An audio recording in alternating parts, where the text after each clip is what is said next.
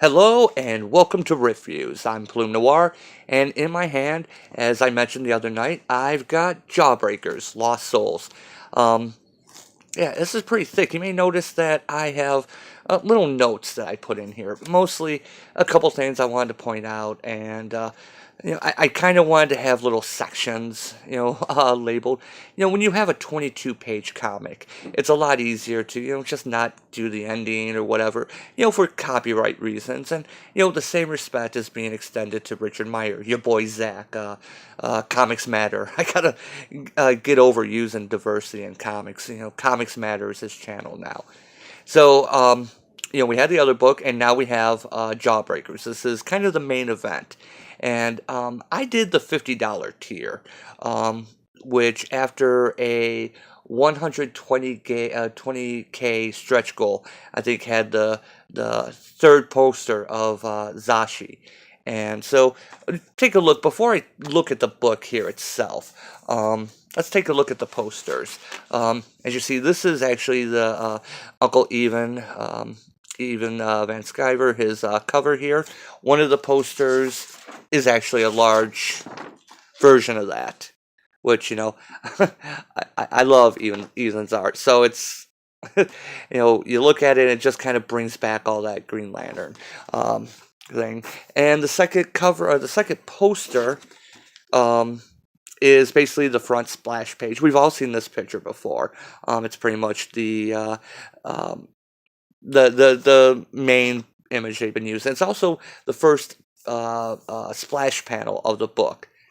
Now, when this tier was originally announced, there was originally just one poster, and then a second poster was added, and then a Zashi poster, and I did not receive that. I didn't receive that poster, and when I was reading this evening, actually, your boy Zach did an update to the Indiegogo, talking about some of the issues he had with the fulfillment, and apparently the wrong code was used, so only the highest tier got the poster, not those of us in the $50 tier. So I replied back wondering if we're going to get that. Now, I'll be honest, I'm not really that concerned. I understand it was a stretch goal, and I mentioned in my previous video, I'm not really into posters anymore. That time is kind of come and gone for me. But I did kind of like that Zashi poster because I love good girl art. The other thing to mention is the mailer that I received this in. I've already peeled off the labels. Don't want to dox myself. But yeah, it was pretty tight in here. Yeah, when the other book came, it was in like a cardboard box. This was just a thick cardboard mailer, and had this been like arrived like the day before, my mail carrier sometimes just likes to put my boxes in snow. And thankfully, the day this arrived, my porch was actually clean.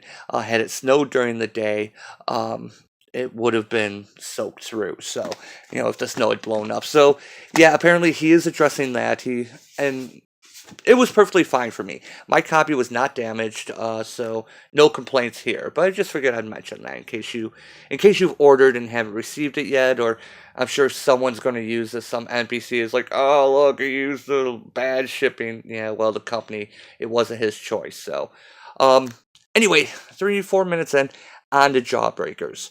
And I'm going to say off the front, I enjoyed this book. Again, not perfect. Yeah, I'm going to be fair. But he says right on the back cover, this is, like I said, the image that's been used all the time. The 90s are back with a vengeance. Yeah, and it is. This reads a lot like a 90s book. The good, superhero comic books from that period. Not even 5 minutes in, I'm already tripping over my words.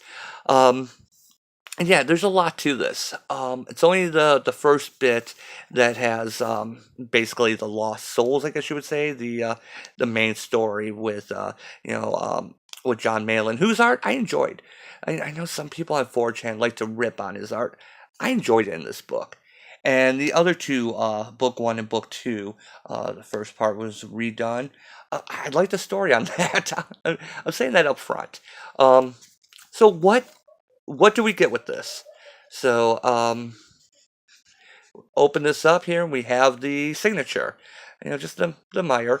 Um, if EVS ever comes back to Detroit, I'm going to have him sign this. He hasn't been back here in a few years, so probably about 3 years since I think I saw him last.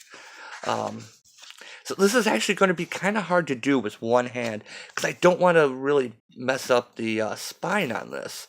And as you see, I've opened it. It's already kind of, so maybe being outside, in the dampness, maybe that wasn't as sealed as I thought. You see how there's kind of, yeah, see how it's kind of wavy there? When I showed this the other night, you saw it was still in the kind of shrink wrapped. I only opened this just a few hours ago when I sat down to read it, so it's not like it's damp in here or anything. In fact, if anything, anyone that lives in a northern town in winter knows that's actually drier with the furnace and everything going. So, and I don't have a humidifier, so this is going to be kind of difficult. How am I going to do this? I should have thought ahead. um, so yeah, here's the credits, um, and we pop right in to, as I said, this page is the poster we've been seeing. Why are we running, Silk? We saved the city. I don't think they liked how we saved it, Cuffs. And we go through, and they're running. They jump into the Seine River, and they're being chased, and they pretty much pull the Han Solo maneuver. They get on the side of a passing boat. They get their rebreathers and just kind of catch a ride. So this is pretty much the first mission. They get picked up. Remember they're in Paris. Kill Switch is picking them up, and he has this thing where it's le click.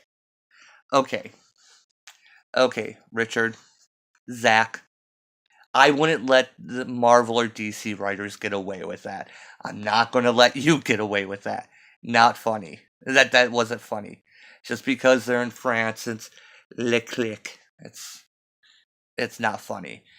And you're lucky I don't remember off the top of my head right now if click is masculine or feminine, or I'd give you hell about that too. So yeah, come on. So yeah, it's a hiding in a ice cream truck is their getaway vehicle. Crunch bar, get that thing out of my face. I'm freezing. You want to warm up? I know just the place.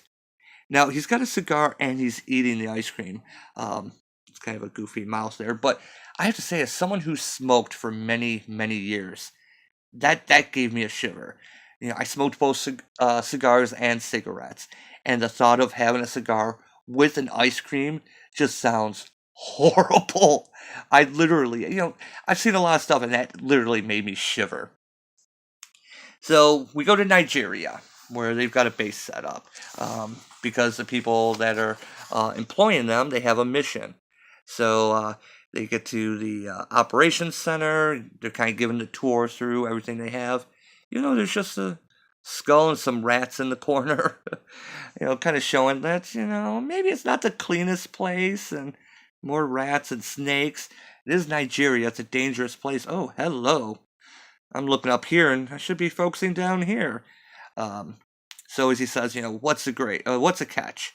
The catch is that you have to take me with you. And here we have Zashi. Now, one thing I will say about this book is, we have this new character, Zashi. I guess they're all new characters, but who's just being introduced. So they go through, okay, this is Zashi, your first client. Introduce yourselves. I'm Silkworm. Of course, Cuff says, I'm single. Later, well, this would have been a good point to really introduce the characters and what they do. Silkworm kind of does the Green Lantern constructs. Cuffs is bulletproof black guy, which is a joke in the book. You got Hell Priest, who I really like. And yeah, this would have been a time to say what the people's powers are and exactly what they do. Working in the way they used to do in the '90s. And we don't even get the full team introduction. We just have Kill Switch and Silkworm and Cuffs up here. And he doesn't even say his name, but from previous panels in the previous pages, we find out. So, show him what's in the bag. It's not much, gentlemen, but I assure you, it's all that we have. She's got a bunch of gems here, and lady, you bought yourself an army. So, yeah. So of course, Cuffs is going to try and make time with her. Zashi, I got something for you. Kevlar vest with sappy plates, and reading through this book, as someone that read the GI Joe, the Larry Hama GI Joe comic in the '80s. I don't remember when I stopped. It did get kind of bad. But it was really good in the first, 50, maybe 60 issues. Especially the first 50 were really good. And, Richard has military experience. I'm not a military guy. I'm one of the only ones of my brothers who didn't go into the military. And so I could see the love of the G.I. Joe comics in this book. Plus, like Larry Hama, Richard has the experience to back it up, and it shows through. So, good on that. I like the G.I. Joe comics. So yeah, I wanted to mention that. You really do get that feel. For me, how thoughtful. It explains, like Larry Hama used to do, what the acronyms mean. SAPI is a small arms protective insert. And she says, but you can keep it. Considering what we're facing, it's useless. Nothing can stop him. No one can stop him. So we get this thing where this is the last place he was seen. Dismount, look for tracks, call out anything unusual. He's close. Tremors, rhythmic, like a heartbeat. And it is a giant Kong-sized gorilla. Not a sound. It's a force. An explosion. Megatons. I'm tumbling through the air before my brain can process what's happening. Her story was true. It was all true. And we were driving on top of him. So yeah, they were driving right over this giant super gorilla thing. And yeah, they're falling to the ground. So Silkworm, I thought he was just could do the binding things, but apparently he's like a Green Lantern. So he makes parachutes and hang gliders, and that's one of the things you start kind of finding out what their powers are as the book goes and trying to figure them out. So when you have new characters like this, I kind of wish they'd been, even if it's not as organic as it could be. I wouldn't mind during the opening with Sashi if they said what they did, kind of give a better idea. Because this is, especially in the beginning, this is Silk and Cuff's show. The other ones, kind of involved. So they land. We get Hell Priest here. This is Hell Priest. Me and Devil Dog are fine. Little shaken up is all. I'm just referring to the vehicles and ordnance. The inanimate objects are fine, Silk. Thanks for asking. So yeah, you got the contention. Not everyone is buddy, like you see in like West Coast Avengers. Even when they don't get along, it's only a little bit, a little bit of a problem. There's a little bit more hostility. Jerk, locate the other vehicle and Zashi. Knife hand, key the mic when you're in place. So yeah, they're going through, and Cuffs decides to punch the gorilla and knock his eye out. Now, the thing about this, he knocks it with so much force, it completely leaves his head. And when I say that, not just, pops out and is, connected with the muscles and the optic nerve. No, it's just severed out of his head. Okay. So, Hell Priest, look out. Look out for what? I don't see anything. You don't see that? And then Splort? Okay, it's kind of hard to figure out exactly what happened here. Why aren't you two firing, Devil Dog? You wouldn't believe me anyway. Is that a eyeball the size of a bouncy castle? Yes. And that ain't even the weird part. Hell Priest is inside the eyeball that is rolling down the mountain toward a cliff. Now, why this actually is kind of important. You don't see that? Hell Priest is blind, but he can only see things that have souls. We find out later that this gorilla, because of what happened, doesn't have a soul. It's trying to find a soul. Hell Priest never saw this coming, being blind, no pun intended. But, but, if Hell Priest is inside the eye, why isn't he drowning? You see, eyeballs are filled with a jelly-like substance called, what's it called? Something humor. And it's actually a joke in the Sandman comic. I'll be honest, that's why I know it. Unless call it vitreous humor or something like that.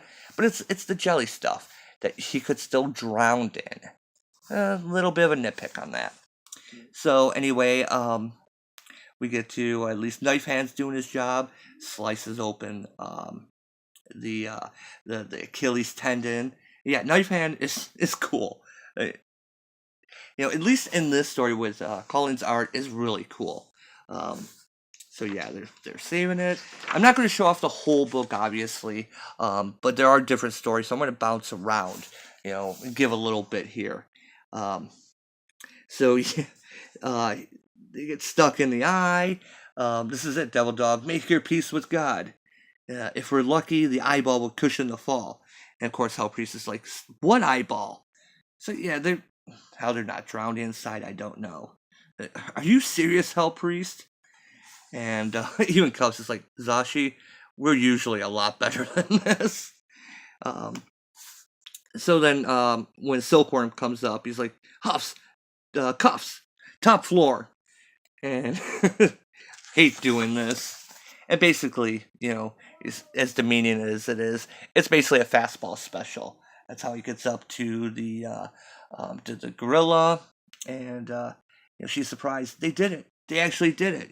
Killed the gorilla right through his head, and it's over, girl. You're safe.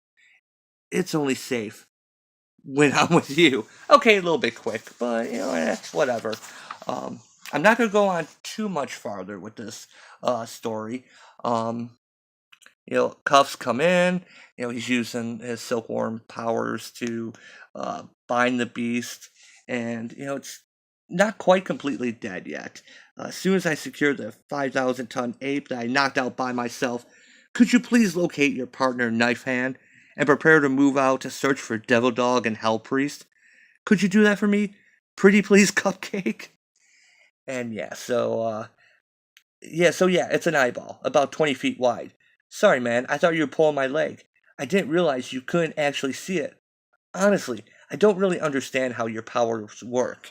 So yeah, that's the reason why I notated this page. I kind of had the same thing through the book. And it does become a little bit more apparent.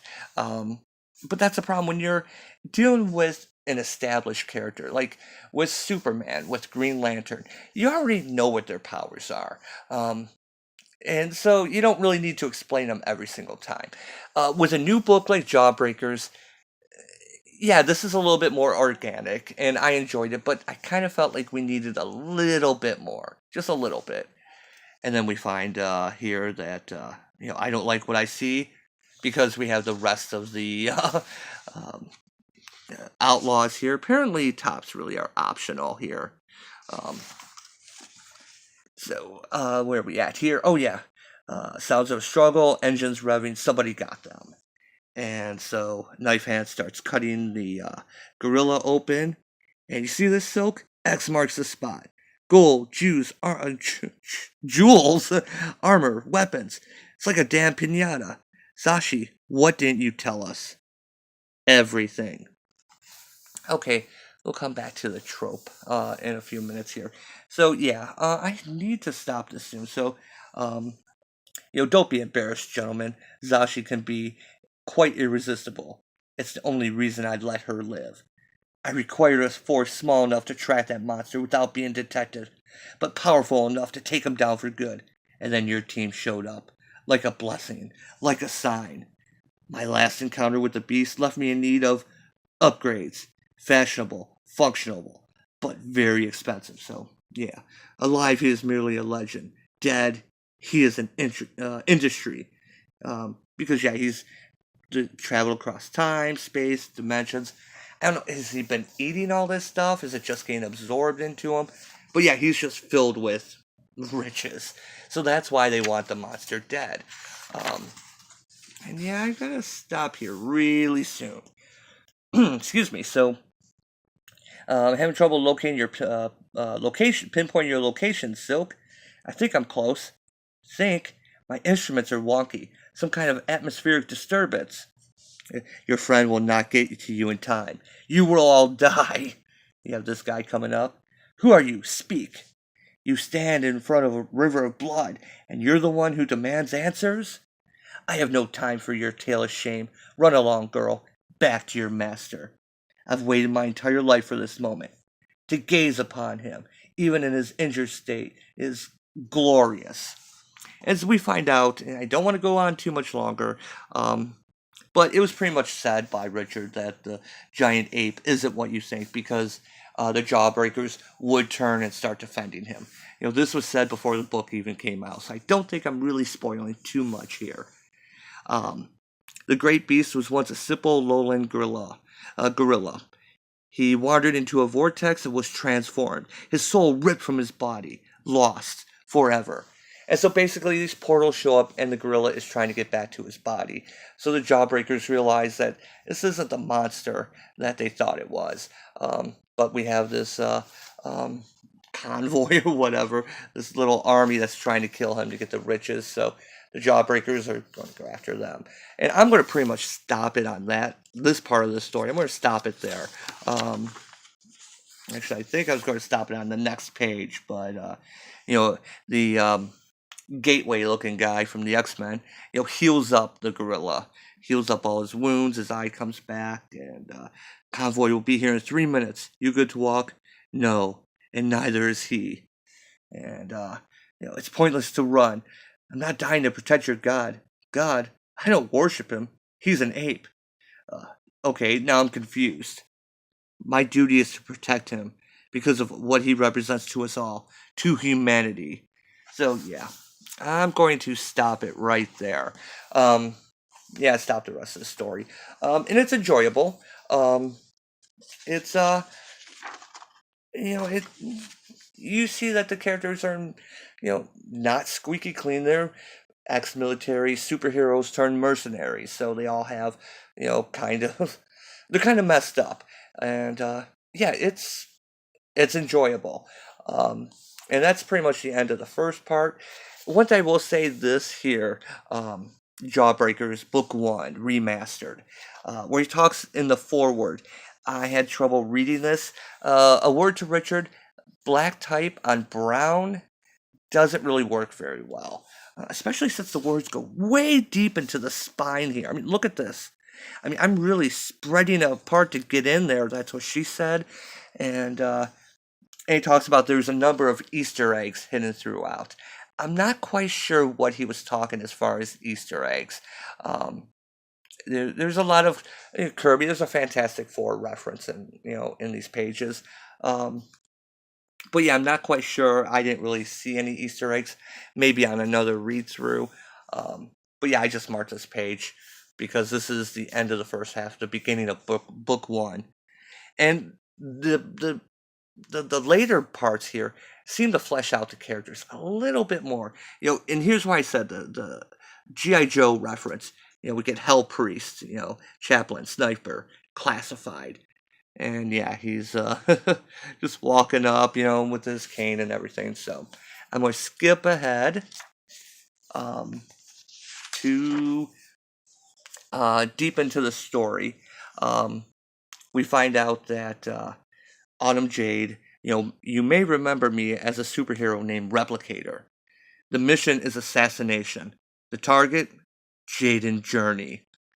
And hold up. Caden Journey. Star Baby? He's a man now. Calls himself God King.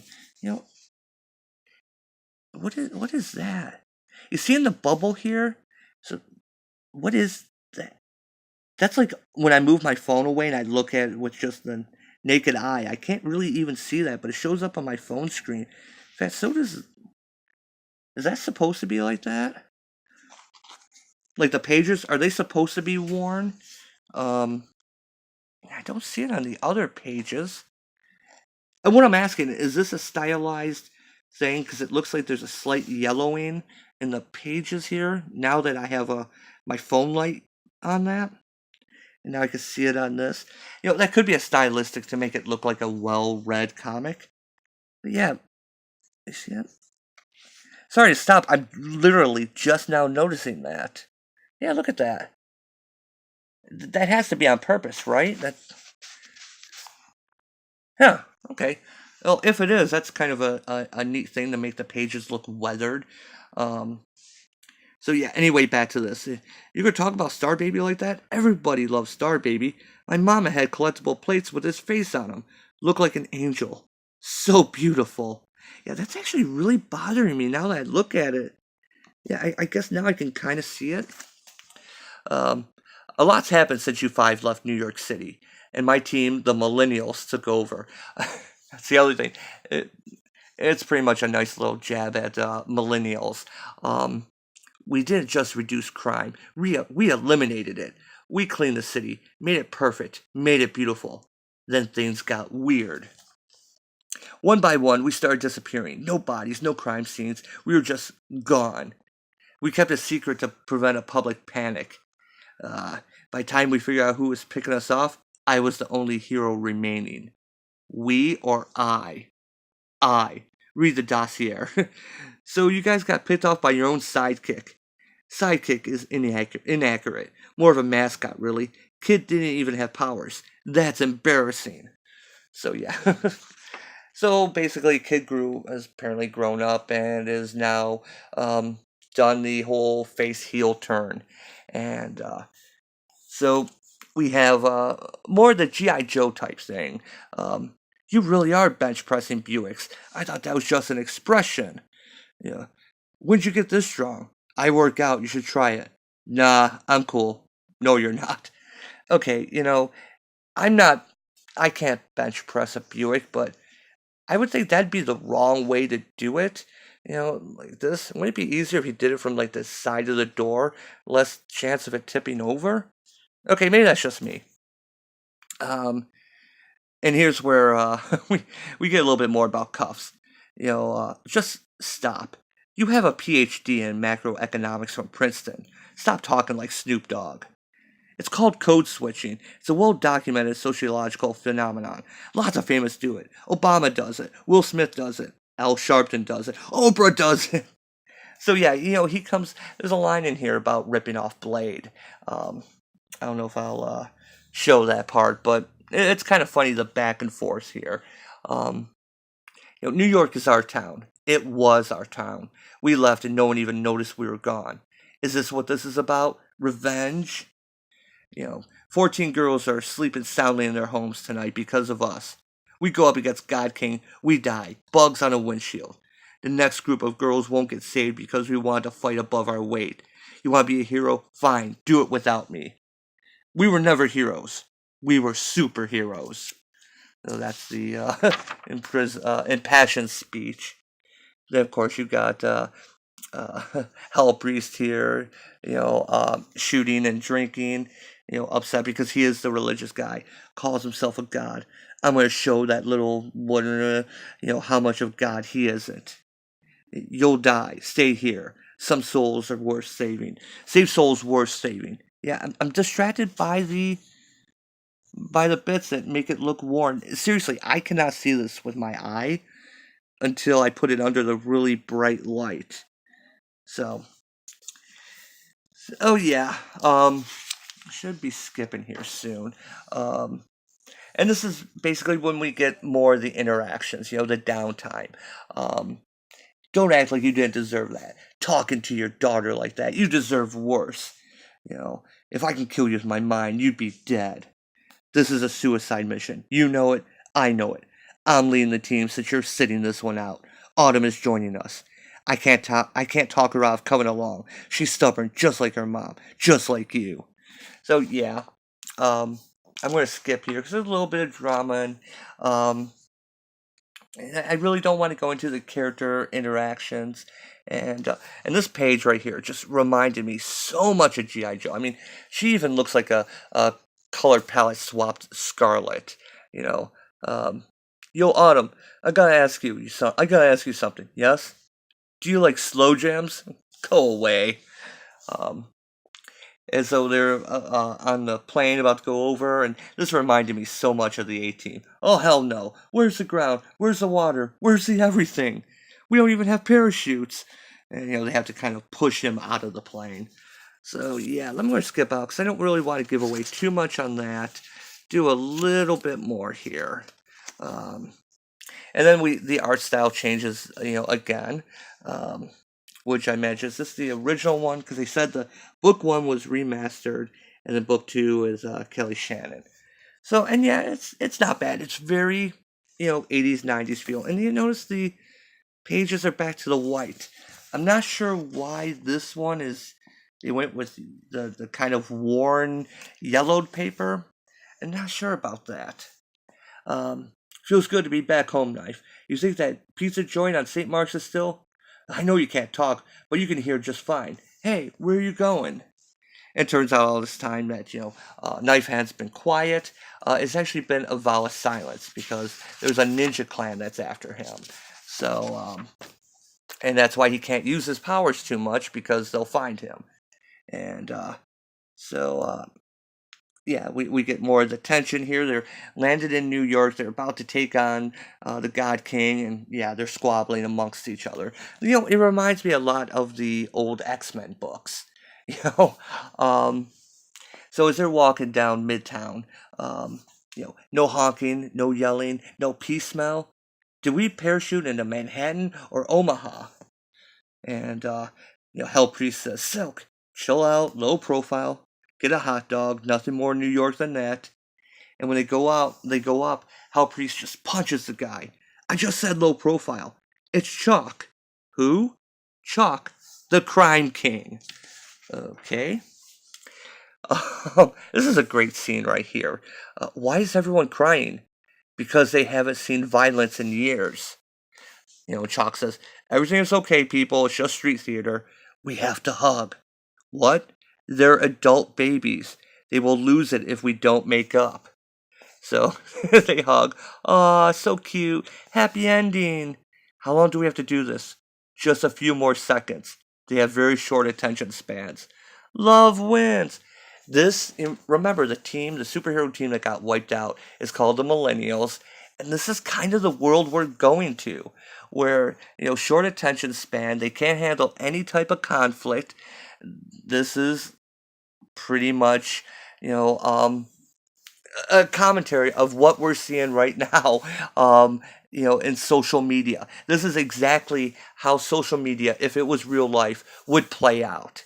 And, good job on that. Good job.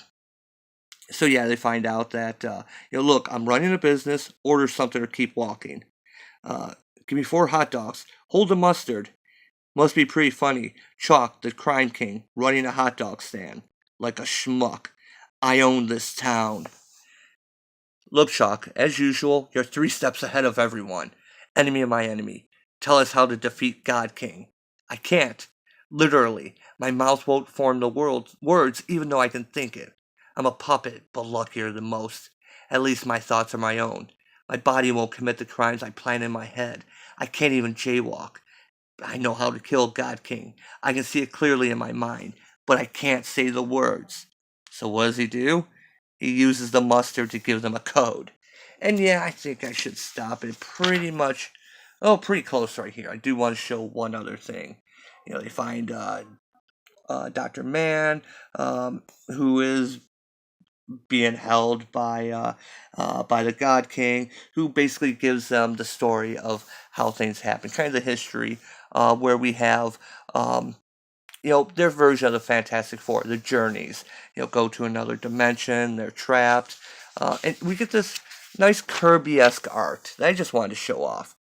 The stuff like that just you look through old Fantastic Fours, it just makes you beam. I love that stuff. And so, yeah, they were trapped, but using their powers, they created a world for their son. Which, as I'm reading this, they're talking they have the 4 elements, and they could create a planet. I'm like, that's not how things really work. And they even say that it should be impossible, but in strange physics of this dimension, it works. Okay, fair enough. Put a lampshade on it. And yeah, I'm going to stop it right there. I've already gone 35 minutes. Um, this book, like I said, this is the mainliner. This is the main one that Ya Boi Zack was pushing. This is the book that made Mark Wade cry like a baby. This is the book that Mark Wade had to cancel with Antarctic Press. And you know what? I enjoyed it. Is it perfect? No. No, there are some little nitpicks. There are a couple times that Richard tries to be funny that don't work, other times that really do. Um, it's it's a balance. And I'm glad we got these other stories. And the book ends on a cliffhanger. And I will tell you, I want to see more. I'm behind this. I am enjoying Jawbreakers. And when he says here, the 90s are back with a vengeance, he's right. There's no um politics really. Yeah, like I said, I wanted to point out that scene with Chalk because that's like the closest we get to politics, and it's more of a statement on how everything is a crime and people can't stand. Yeah, it's the baby mentality of millennials, and that's the closest thing we get. We get the let's be honest, we get the good girl art with Zashi. There's nothing wrong. um there's absolutely nothing wrong with the female form. you know um yeah, it's cheesecake. It is what it is. Is she over sexualized? She's a woman in a little bit of clothing. She's not a tramp. She's not flirting with everything. She really is just interested in the one guy cuffs.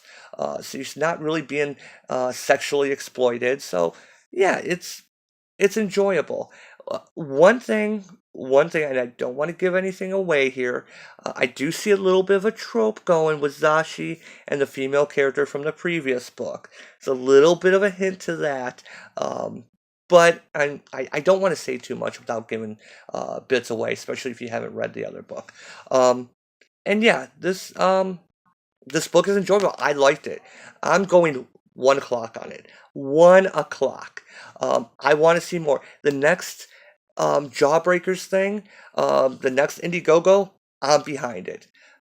I did kind of have to take away a little bit though because the Zashi poster wasn't fulfilled. But one thing I do want to end it on, and I think I actually might name the video after this. Last few pages, there is some other art in here, which is kind of cute. Not really into chibi art, but that's cute. We get this, and Richard even says that Hell Priest is his favorite character. I really like this character. I don't know why. In my head, I read his voice captions like Father Mulcahy from MASH. Let's see if I can try and get this. But one thing he did say, he quotes himself: "Good guys win, bad guys lose."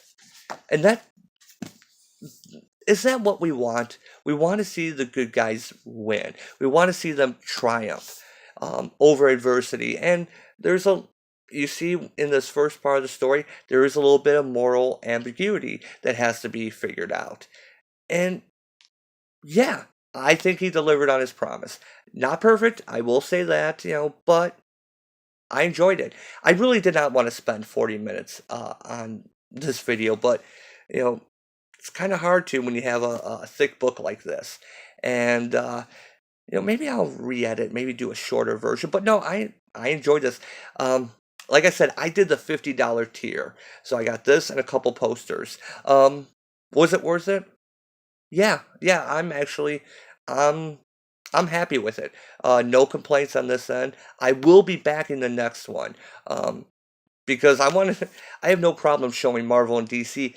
We don't need the politics. We don't need to be woke. Just give us good stories. Give us entertaining stories.